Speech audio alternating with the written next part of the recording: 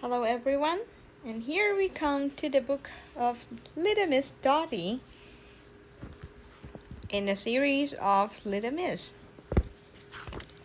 Let's see what is inside. Little Miss Dotty. Welcome to Nonsense Land. You may have heard of it.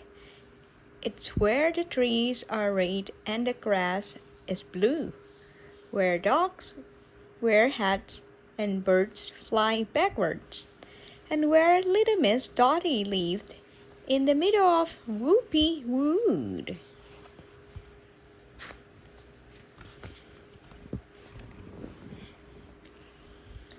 Nonsense Land really is quite the most extraordinary place. If you ever come across a woman wearing a straw boater and wearing a bow tie, you know you are in Nonsense Land.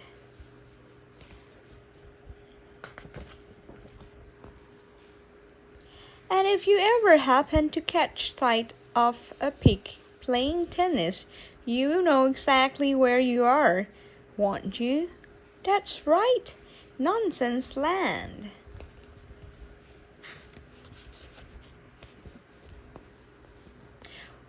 One morning in January, little Miss Dotty was having breakfast, a bowl full of marmalade with milk and sugar. Well, she ate. She was reading the newspaper.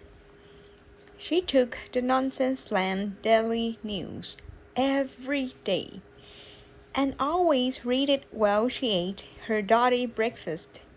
Something in the paper caught her eye. She stopped eating and started reading.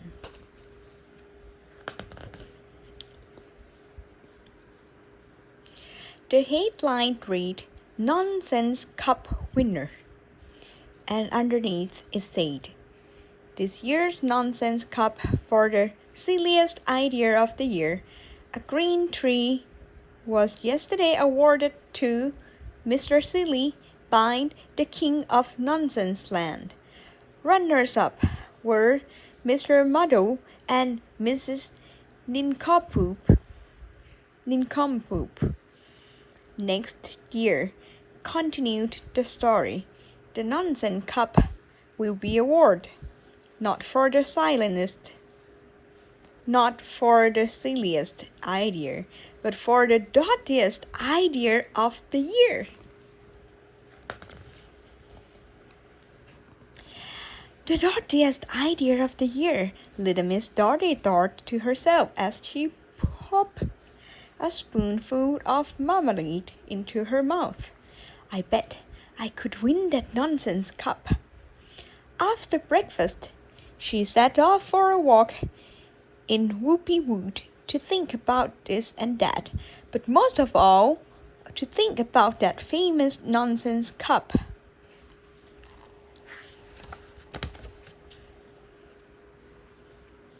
On her walk, she met Mr. Silly. Congratulations on winning the cup, she said to him. Oh, it was nothing really, he replied modestly. Little Miss Dotty thought about telling him that she was going to enter next year, but then she decided not to.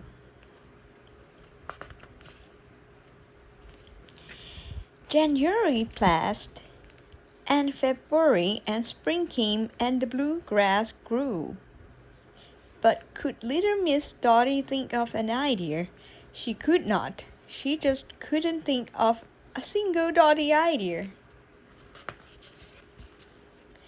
Summer came to Nonsense Land and went without a single Dotty idea in mind, and the red leaves started to fall from the trees. And then one afternoon in late November, little Miss Dotty thought of her idea, the dottiest idea ever. The year ended and January arrived in Nonsense Land. A huge crowd gathered as usual in the square to see who had won that year's Nonsense Cup. The king of Nonsense Land mounted the specially built platform, and a hush descended on the crowd.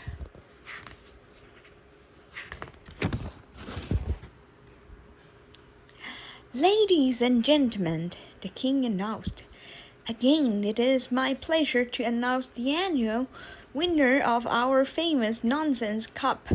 As you know," he continued, "the cup will be awarded this year to whoever has had the dottiest idea of the year."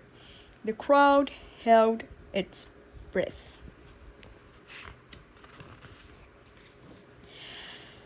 "One of which," the king went on, "has been entered by Mr. Nonsense." The crowd looked as Mr. Nonsense held up his dotty idea for all to see. Television set with no screen. "It's for people who don't like watching television," he explained proudly. The crowd clapped.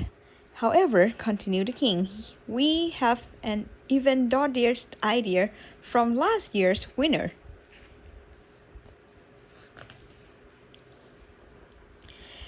Mr. Silly triumphantly showed his invention to the crowd. It was a clock. "If you look at it in the mirror, it tells you the right time," he announced. The crowd cheered, and Mr. Silly felt sure that he was going to win the Nonsense Cup for the second year running. "But," continued the king, and Mr. Silly realized that he wasn't. "But," said the king again, "we did announce that the Nonsense Cup was to be awarded for the dottiest idea of the year, and this year's winner has provided us with," he paused, "999 dots." Little Miss Dotty held her breath and blushed. "Hooray!" roared the crowd. "Follow me," said the king. The king and little Miss Dotty led the crowd through Whoopie-Woo to her cottage, and there they stopped and stared. Little Miss Dotty had spent the whole month of December painting dots all over her cottage, hundreds and hundreds of different colored dots. 999 to be exactly. Little Miss Dotty had counted them very carefully. "That's a lot of dots," remarked the king as he handed over the Nonsense Cup, and the crowd cheered.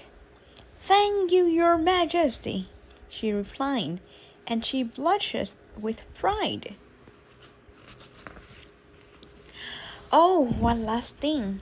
If you are as good at counting dots as little Miss Dotty, you'll be interested to know that there are 183 small letter I's in this story, and there are 183 dots on the top of all of them. I should know, because I put them there." Very nice one. I hope everyone enjoyed the Little Miss Dotty, and see you again next time. Bye bye.